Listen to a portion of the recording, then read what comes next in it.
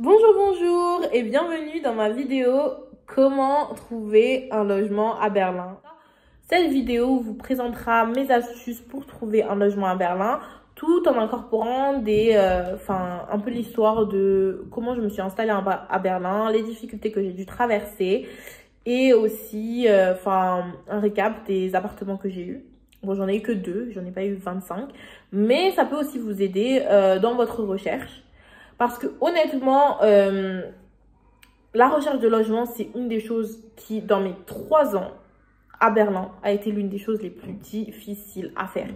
Vraiment, c'est vraiment pas pour les faibles. C'est une mission. C'est une mission. Moi, je définirais ça comme une mission. Parce que qu'on soit un Allemand, un étranger ou quoi que ce soit d'autre, qu'on soit riche, qu'on soit pauvre, on est tous dans le même bateau dans cette recherche de logement. C'est dur, vraiment dur. Sauf si vous payez une agence ou quoi que ce soit, c'est vraiment, vraiment, vraiment pas pour les faibles. C'est quelque chose qui vraiment... c'est un deuxième travail. Il y a beaucoup de gens, surtout quand je faisais ma recherche de logement, etc., qui me disaient c'est un deuxième travail en fait. Parce que entre la recherche elle-même, la candidature, les visites, écrire des lettres de motivation, parce que oui, on nous demande parfois des lettres de motivation. Hein. On le demande pas explicitement, mais c'est mieux d'en faire une. Parce que ça fait la différence, ça fait quand même la différence. Moi, je sais que ça fait la différence. Donc moi, je vous conseille que si vous aimez vraiment, vraiment bien un logement, vous avez fait la visite et vous avez déjà l'email, etc., faites une lettre de motivation. Parce que je vous jure que ça joue. Bref, on n'est pas encore dans les astuces, je m'excuse. Mais bon, vous pouvez l'apprendre, c'est gratuit. C'est gratuit. Anyway, on peut démarrer la vidéo maintenant. Donc, juste un peu de background. Je suis arrivée en Allemagne, à Berlin en particulier, il y a 3 ans. 3 ans exactement parce que je suis arrivée en avril 2021 et on est en avril 2024. Bon anniversaire à moi! Mais oui, je suis arrivée il y a 3 ans et dans ces 3 ans, j'ai eu, comme je vous ai dit, 2 logements. Le premier, je l'ai trouvé en France. Donc, on va commencer par le scénario où vous êtes encore dans un autre pays, notamment la France, et vous cherchez votre logement en Allemagne. Alors, dans les 2 scénarios, que ce soit en France ou en Allemagne, j'ai utilisé ImmoScout pour trouver mon logement. ImmoScout, c'est quoi? C'est le bon coin des logements de l'Allemagne. Et c'est là où sont référencés la plupart des logements, que ce soit par des particuliers, par des professionnels, par des agences, etc. Donc, c'est une bonne plateforme pour avoir l'ensemble des annonces et pas seulement un seul type. Et vous êtes sûr de trouver des prix compétitifs aussi. Bien entendu, il y a d'autres plateformes dont je vais parler un peu plus tard, mais celle-ci, c'est vraiment la plateforme où vous aurez tout. Mais c'est, il y a beaucoup d'annonces, donc il y a aussi beaucoup de personnes sur le site, donc beaucoup de concurrence. C'est pour ça qu'il faut que vous fassiez attention à votre demande et comment vous la formulez. Tout d'abord, vous devez envoyer un message, regardez bien l'annonce et regardez quel type de personne l'avait mis en ligne et essayez de pouvoir répondre à l'annonce de façon à créer du lien ou en tout cas être sélectionné pour une visite. Bref, juste pour continuer mon histoire parce que on n'est pas sur ImmoScout. ImmoScout, c'était pas le sujet. Mais c'est une bonne plateforme. C'est aussi c'est mon deuxième conseil. Utilisez ImmoScout. Dans ma première utilisation d'ImmoScout, c'était pour rechercher une colocation parce que j'étais stagiaire. Et donc, vraiment, j'avais pas l'argent de vivre seule, en fait. Il me fallait le meilleur prix. Donc, coloc, ça a été. Avec le recul, parfois les économies, ça coûte dans d'autres aspects. Mais bon, ça a été une expérience. En tout cas, j'ai commencé à chercher sur ImmoScout et j'ai commencé à chercher en mars, peut-être un peu en février ou mars, j'ai commencé mes recherches pour trouver un logement à Berlin. Et je vous avoue que c'était rejection sur rejection. Enfin, je suis même pas sûre. En fait, j'ai même pas eu des lettres de rejet, j'ai juste pas eu de réponse. Et c'était vraiment un casse-pied parce que on se dit, bah, on est là, on cravache, on écrit 1000 et des 100 messages aux personnes qui mettent les annonces en ligne et on n'a même pas une réponse. Et honnêtement, ce que j'ai remarqué qui jouait, c'était le fait que, bah, de un, je parle pas allemand et je ne parlais pas allemand et je ne parle toujours pas allemand. Hein. Je préfère mettre ça sur la table, je ne parle toujours pas allemand. Mais je pense que ça a joué et le fait que, bah, il y a beaucoup de documents que je ne pouvais pas fournir.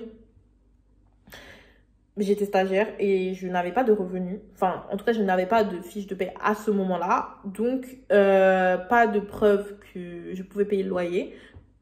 Donc, ça me disqualifiait un petit peu. Deux, souvent, on demande les relevés de... Enfin, pas les... Enfin, normalement, votre propriétaire devrait vous donner un papier disant que vous êtes un bon payeur, en fait. Et c'est aussi un document qui est souvent demandé par les personnes qui mettent les annonces. Et ça, je ne l'avais pas parce que ben, j'habitais en France. Ou en tout cas, je ne l'avais pas dans la langue demandée. Et je ne sais plus si je l'avais ou je ne l'avais pas. Mais en tout cas, c'était quelque chose qui avait aussi joué. Et j'habitais en France. Donc, bon, les visites, etc. La communication, c'était un peu compliqué. Mais j'ai fini par trouver un appartement qui a répondu et qui cherchait quelqu'un dans... Enfin, pour le mois où je voulais emménager. Honnêtement, je vais pas vous mentir, avec du recul, j'aurais pas pris cet appartement. Mais bon, c'était le seul appartement qui m'avait répondu. Et puis, c'est mieux d'avoir quelque chose que d'être à la rue. Donc, j'ai décidé que, bon, bah, c'était ça ou rien. Ce qui m'a aidé, c'est que j'avais quelqu'un à Berlin qui a pu faire la visite pour moi et voir un peu l'état du logement, etc. Et honnêtement, ça a permis de, au moins, enfin, j'ai pu voir en visio à quoi il ressemble, l'appartement. Mais avec du recul, vu que c'est en visio, il n'y a pas vraiment, on peut pas tout voir, déjà. J'ai pas pu rencontrer les autres colocataires. Rencontrer les colocataires, ou en tout cas, essayer d'en savoir un peu plus. Donc, avec du recul, j'aurais peut-être pris un autre logement, mais c'était un logement qui était dans mes cordes, qui coûtait 400 € pour tout. 400 € pour le loyer, les charges, l'électricité et Internet. Donc, pour moi, c'était tout bénef. Mais quand je suis arrivée, je me suis rendu compte que c'était tout bénef pour une raison qui est, bon, okay, la distance, comme je vous l'ai dit, mais aussi parce que c'était vraiment pas du tout maintenu. Il y avait beaucoup de choses qui... Enfin, les murs, ils étaient en train de mourir. Je vais vous mettre des vidéos, si vous voulez. Avec, enfin, ma chambre, elle était assez décente, on va dire, avec le minimum, un lit, une armoire, un bureau où je pouvais travailler. Mais les communs, enfin, c'était vraiment un bordel. Il y avait il y avait des taches sur le sol qui s'enlevaient pas, le mur, enfin bref, tout partait en cacahuète. Honnêtement, je crois que j'ai reçu genre 2 personnes dans cet appartement parce que vraiment, j'aimais vraiment pas cet appartement. Et en plus, ben, c'était pas un appartement où on s'en sentait bien. Et puis, mes colocs, ils étaient pas les plus propres, donc ça me dégoûtait un petit peu. Je suis quand même restée 6 mois dans cet appartement, notamment parce que j'avais la flemme de déménager, je ne veux pas vous mentir, j'avais la flemme. Parce que ben moi, mon objectif, c'était pas de rester plus de 6 mois en Allemagne. Me voici encore aujourd'hui ici. Mais après mon stage, l'objectif, c'était de dire ciao, bye bye. Mais bon, hein, on a tous des rêves et des ambitions, et puis on a tous une réalité, hein. Mais bon, en tout cas, au bout de 6 mois, parce que j'ai été prise en CDI à l'issue de mon stage, j'ai décidé que, bon, Océane, la coloc, c'est plus pour toi, flemme. Les gens, flemme. Donc, j'ai décidé de déménager.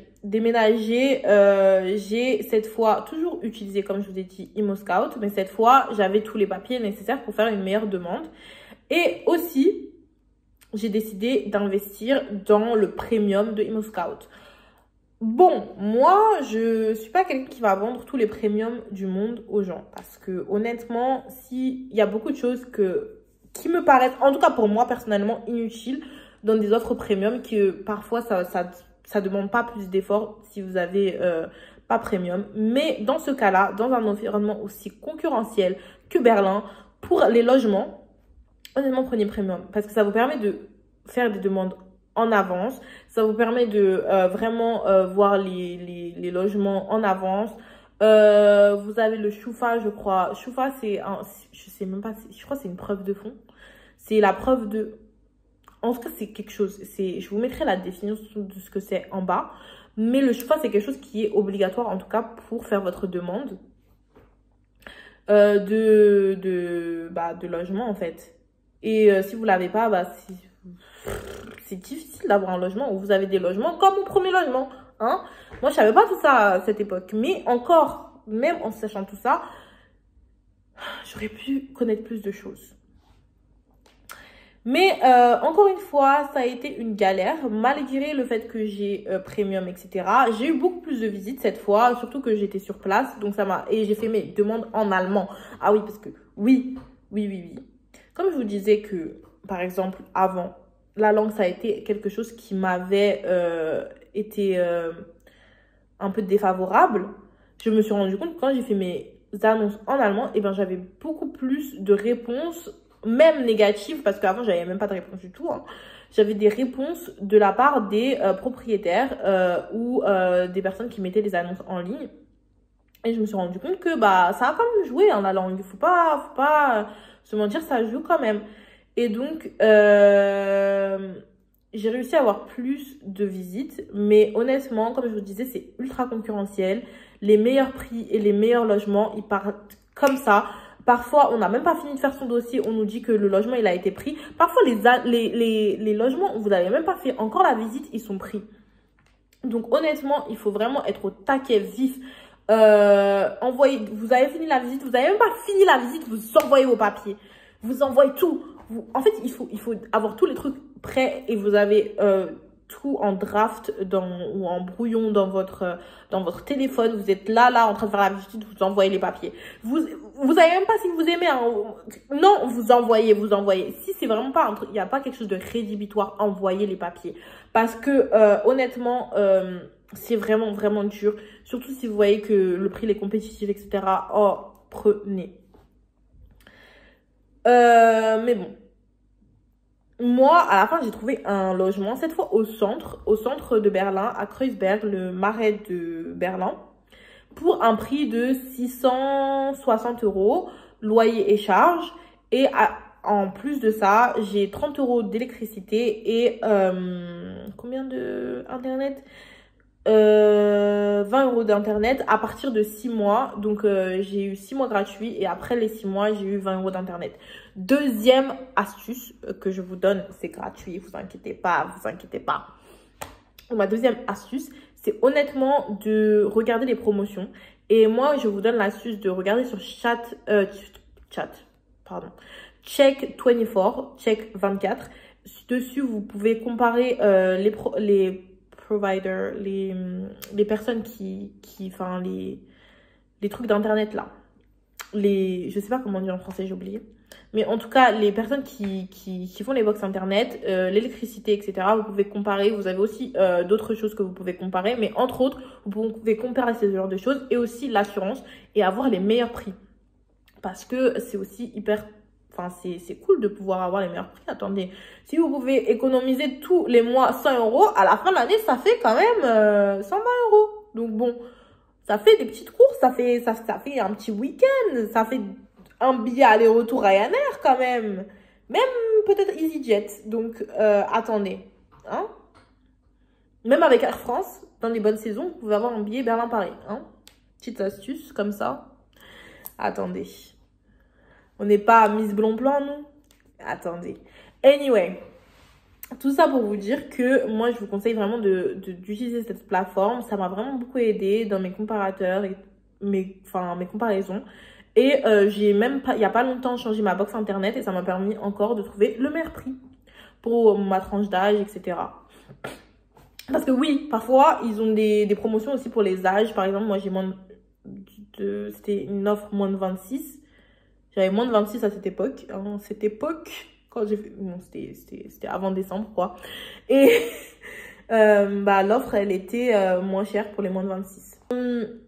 Mon logement actuel était complètement vide. C'est un logement que j'ai pour une personne, quand je vous dis que j'en avais marre des gens, mais il était complètement vide parce que les meublés, c'est hyper dur d'en avoir. Et si vous en avez, les prix, ils sont hyper chers. Ou il faut payer les meubles des gens. Et enfin, c'était pas de l'argent que j'avais. Je préférais avoir plus de choix et me porter sur un logement qui est pas meublé. Surtout que comme j'avais un CDI, je me suis dit que je sais pas à combien de temps je vais rester. Mais au moins, je pourrais un peu décorer ma maison comme j'ai envie. Et faire un peu ce que je veux, quoi. Et donc, par contre, mon logement, il était vide. Genre, c'était vraiment une pièce vide. Je vous mettrai une vidéo, mais tout était vide. Il n'y avait rien. Même une cuisine, j'avais pas. Vraiment. Ah oui, parce que ici, faites attention. Hein, parce que ici, parfois, il n'y a pas de cuisine et parfois, il n'y a pas de salle de bain. Donc, faites attention à ce que vous prenez. Bon, je crois que maintenant, ils sont obligés de mettre la salle de bain, mais il n'y a souvent pas de cuisine et vous devez l'acheter à part. Et là, c'est une autre astuce. Allez sur eBay Kleinanzeigen. Aussi en barre d'infos. Et c'est eBay en fait. Et c'est aussi un genre de bon coin, mais cette fois pour les meubles, aussi pour les habits et les voitures, etc. Enfin, c'est un peu le bon coin en fait. C'est le bon coin de tout. Sauf, je crois qu'ils ont même des annonces logement maintenant. Mais j'ai jamais cherché là-bas. Donc, je ne peux pas vraiment vous faire une review dessus. Mais en tout cas, avec la Kleinanzeigen, vous pouvez trouver des meubles pas chers. Et j'ai acheté par exemple ma cuisine entière pour 200 €. Bon, c'est pas la meilleure des cuisines, mais bon, elle fait le taf. Ça fait 2 ans que je l'ai. Et j'ai juste dû remplacer le frigo que j'ai acheté sur Poco. Qui est aussi, c'est un genre d'action en fait. C'est pas très cher, c'est un genre de Darty, mais pas cher. Donc, mon frigo, je crois que j'ai payé 200 € aussi. Et donc, bah, c'était des bonnes affaires. Donc, voilà. J'ai trouvé à peu près tous mes meubles sur eBay Kleinanzeigen. Mon canapé, je l'ai eu gratuitement. Donc, bon plan. Mais, on va dire que en tout... ça m'a coûté beaucoup moins cher d'avoir un non meublé si je fais la différence de prix avec mon loyer, etc. et avec ce que j'aurais pu trouver en meublé. Maintenant, venons-en au cœur de la vidéo, les astuces et les petits conseils là. Les petits conseils, ce que j'aurais voulu faire autrement. Déjà, ce que j'aurais voulu faire autrement, premier regret de ma part, c'est de ne pas avoir fait une demande de logement social.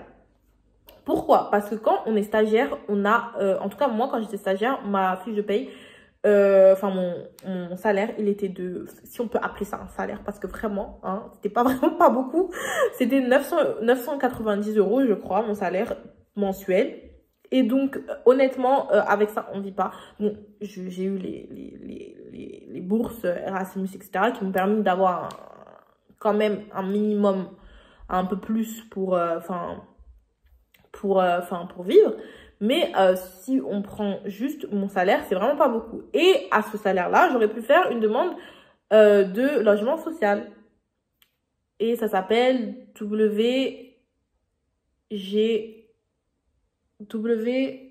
Attendez. Ok, après des minutes de recherche, c'est WBS. Et WBS, c'est des logements qui sont faits, c'est un peu comme les HLM. Et donc, ils sont moins chers, beaucoup moins chers. Ils peuvent être souvent au centre de Berlin pour des prix hyper compétitifs et des superficies hyper grandes. Vous pouvez avoir, par exemple, j'allais dire 600 mètres carrés. 60 mètres carrés, pardon, pour des 400 €. Donc, vraiment... si vous pouvez faire une demande, moi je regrette de ne pas l'avoir fait parce que ça m'aurait sauvé de beaucoup de choses. Mais si vous pouvez faire ça, faites cette demande. moi, je vous conseille. Après, deuxième conseil, et ce que je regrette de ne pas avoir fait, c'est le bouche à oreille. Parce que les Allemands, souvent, ou en tout cas ceux qui sont à Berlin depuis hyper longtemps, ils ont des vieux contrats. Et les vieux contrats, souvent, s'ils les donnent, etc., si on reprend un vieux contrat, et ben vous avez des taux hyper bas. Parce que souvent, les contrats, ils n'ont pas les clauses. Par exemple, dans mon contrat, il y a les 10%, l'augmentation de 10% chaque année.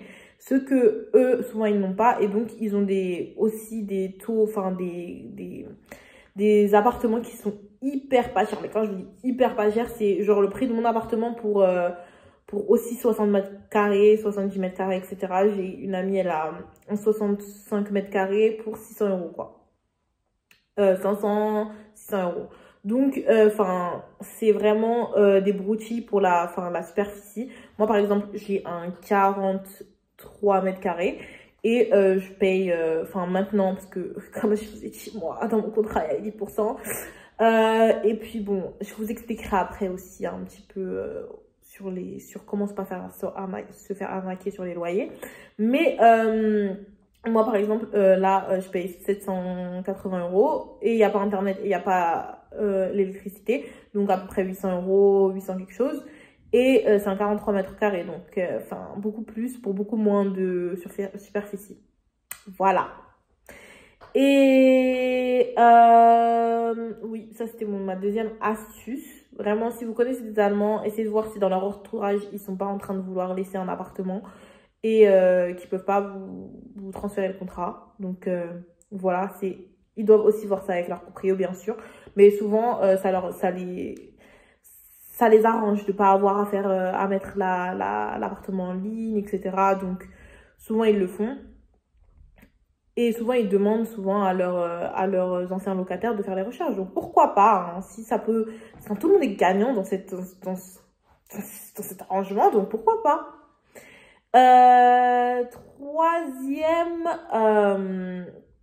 Troisième astuce. Moi, j'ai fait mes recherches sur Dutch Wohnen. Je peux mettre aussi dans la barre d'infos Dutch Wohnen aussi. Et c'est vraiment une bonne plateforme. Ma cousine, par exemple, qui s'est aussi installée à Berlin en même temps que moi, je cherchais mon deuxième logement. Elle a fait aussi plusieurs visites avec eux. Et honnêtement, ils ont des prix hyper compétitifs. Par contre, leur appartement, ils partent comme ça. Comme ça, parce qu'ils sont au centre et ils sont hyper pas chers. Donc, je vous conseille de regarder cette plateforme si vous cherchez un appartement. Mais ayez votre dossier comme ça, carré, triangle, rectangle, tout préparé pour pouvoir faire la demande comme ça. Chou, même avant d'avoir visité l'appartement, envoyez vos papiers, etc. Parce que leurs appartements, ils partent hyper vite. Quatrième astuce, et en tout cas ce que j'aurais aimé savoir avant l'installation dans cet appartement, c'est que à Berlin, il y a une loi qui capte les loyers. Donc, en tout cas, on ne peut pas aller à un prix exorbitant en fonction des conditions de l'appartement et tout. Donc, ce que vous pouvez faire, c'est que si vous voyez votre loyer les trop hauts, et ben vous pouvez attaquer en justice vos propriétaires. En tout cas, pas les attaquer en justice, mais il y a une plateforme qui s'appelle Kony. Moi, c'est ce que j'ai utilisé, Kony, pour qu'ils voient si votre loyer devrait être beaucoup plus bas ou pas. Et par exemple, ça m'a permis de renégocier mon loyer parce que surtout durant la période de Covid, dans la période après la guerre d'Ukraine et l'inflation, etc., mes propriétaires, ils ont vraiment décidé que Red Bull, c'était leur boisson favorite parce qu'elle leur a donné des ailes. Vraiment, elle leur a donné des ailes parce que moi, j'en pouvais plus. Toutes les semaines, je recevais une augmentation de 500 euros de loyer. 500 euros. 500 euros. J'aurais dégarpi. Mais c'était au moins 50 euros de loyer d'augmentation. À un moment donné, j'étais presque à 1000 euros. Je suis désolée, mais je ne vis pas dans un appartement qui vaut 1000 euros de loyer tous les mois. Donc, je suis désolée. Surtout qu'il n'y avait rien dans cet appartement. Rien du tout. Moi, je vous remets des petites vidéos parce que je crois que vous n'avez pas bien vu qu'il n'y avait rien du tout. Mais voilà. Tout ça pour dire que ça m'a vraiment énervée. Donc, j'ai décidé de passer par cette plateforme. Mais en tout cas, s'il vous plaît, si vous êtes déjà à Berlin ou que vous voyez que votre loyer, il est plus cher que ce qu'il devrait être, si vous prenez ça en compte. Ils prennent une commission de 2/3 de ce que vous avez économisé. C'est-à-dire que souvent, si par exemple ils arrivent à vous faire rembourser sur une période plus longue que à partir du moment où vous avez commencé les démarches, mais s'ils peuvent faire sur l'entièreté de votre contrat, ils vont prendre 2/3. Déjà de une. Mais bon, après, ça, on va dire c'est grave, mais c'est pas trop grave. Mais ce qu'il faut vraiment faire attention, c'est qu'ils prennent 6 mois de savings. Bon, mon téléphone s'est verrouillé 2 fois. Et donc, j'ai décidé de juste refaire cette partie. Parce que, voilà, hein, voilà. Donc, je disais donc que en gros, ils prennent 6 mois de la différence entre le loyer que vous aviez au début des démarches et le loyer de fin. Et donc, si là, les démarches elles prennent moins de 6 mois, il faudra trouver un moyen de les payer quand même. Dépendant aussi si c'est 100 €, bon, 6 mois, c'est quand même 600 €. Hein. Même si c'est 100 € de saving, c'est quand même 600 € sur 6 mois. Bon, après, il y a des grandes chances que ça prenne plus de 2-3 mois avant de se résoudre. Mais par exemple, mon collègue, il a fait et ça lui a pris 3-4 mois. Moi, je l'ai fait et vraiment, mes proprios, ils ont poussé ça au bout du monde. Et donc, ça m'a pris 1 an. 1 an à voir le bout du tunnel parce que vraiment... ils voulaient pas lâcher l'affaire, surtout que, bon, après, moi, j'avais essayé de leur parler, avant de commencer avec Connie, de leur parler du fait que, c'est pas normal, en fait. Je peux pas commencer à 660 € et puis arriver à à environ, pratiquement 1000 € à dépenser tous les mois, dans un loyer, en fait. Non, mais à un moment donné, y a pas écrit pigeonne ici. Je suis l'enfant de quelqu'un, mais pas l'enfant de Dangote ou qui que ce soit. En tout cas, tout ça pour dire que vraiment, ça m'a saoulée. Donc, j'ai décidé de faire un Connie, mais eux, ils ont vraiment pas voulu lâcher l'affaire. Donc, il faut aussi voir si, lorsque vous faites ce genre de démarche, regardez bien dans votre contrat, si vous pouvez aussi avoir des représailles de la part de votre proprio. Parce qu'à la fin de la journée, votre sécurité, elle reste hyper importante. Et donc, peut-être que vous n'allez pas économiser de l'argent, mais vous pouvez avoir un logement au-dessus de votre tête ou le faire quand vous savez que vous pouvez partir à X ou Y temps. Mais à la fin de la journée, moi je trouve que cette démarche, elle vaut le coup que si vous restez dans le logement où vous voulez faire les économies. Sur ce, je pense que ce sont tous mes conseils. Et un peu l'histoire de mes logements. Je pense que cette vidéo, elle a été hyper longue, mais j'espère qu'elle vous aidera quand même dans vos démarches, ou en tout cas, vous donneront quelques pistes pour démarrer et immigrer en Allemagne. En tout cas, si vous avez des questions, vous pouvez me les poser dans les commentaires. Je suis là, je réponds. Enfin, j'ai pas eu de commentaires depuis lors, mais je suis là au cas où vous avez des questions, en tout cas. Moi, il fait déjà nuit, donc je vais sûrement aller vaquer à mes occupations et me préparer pour ma journée de travail demain. Mais je vous souhaite à vous une bonne journée, une bonne nuit, une bonne semaine et on se revoit dans ma prochaine vidéo.